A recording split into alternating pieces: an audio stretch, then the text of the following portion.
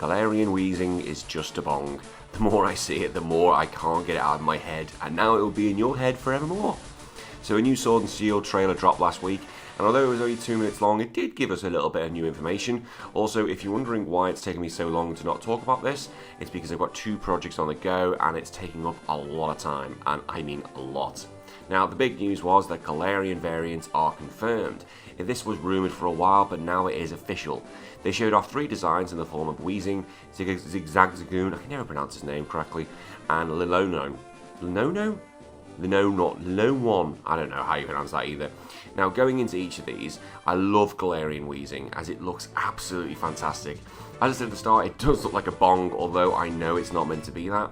Now, to take it as it is an absolute great design. It's based on the Industrial Revolution, as its top hat resembles chimney, and were very prevalent during that period. As Britain, we were one of the world's leading manufacturers, and there were a lot of factories during that time, whilst his beard and moustache is similar to the style that men often had during that era. It is great to see that Game Freak have done some real research into designs of the new Pokemon to make them fit into where they are meant to be, so it makes it seem like a real British Pokemon game. I'm not sure how the rest of the world has taken it yet, but I'm so glad Weezing's had a makeover, even though it's one massive bong. Once the game's been data mined, I really hope there's going to be more Pokemon with this much effort put into it.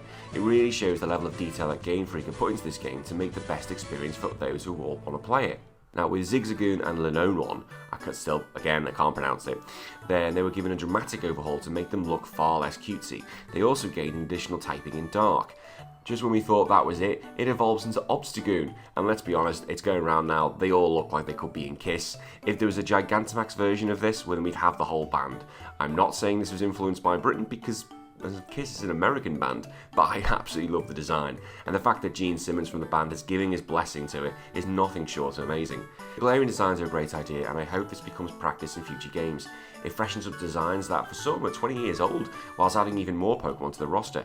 Now, as a variant, it's not just a facelift, but it's a type, an ability, and a stat change as well. And the Alolan variants even had such an impact that players used them in competitive play, where previously their Kanto versions never saw the light of day. Now, Weezing is now a Poison and Fairy type, which is unique in the game and a great typing in the competitive scene. I imagine there'll be more variants coming through soon, and I'm so excited to see them, and I would love to see the starters getting a look in as well. Now, I think that Game Freak are throwing so much at this game. Normally, Dynamaxing and the new Pokemon would be enough, but they're adding variants and Gigantamaxing as well.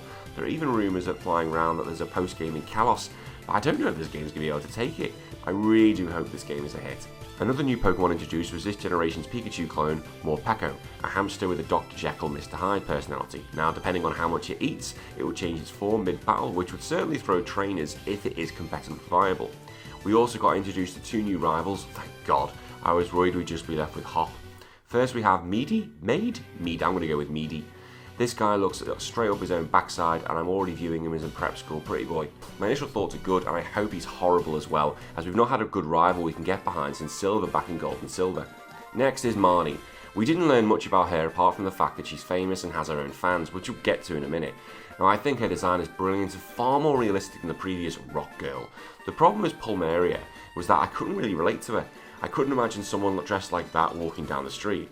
However, with Marnie, I do really see that, because especially in London is an extremely diverse city, not just in race and culture, but also in fashion. Sometimes you ever walk in London, you'll see all kinds of people, and sometimes I think I'm in the capital city in the Hunger Games.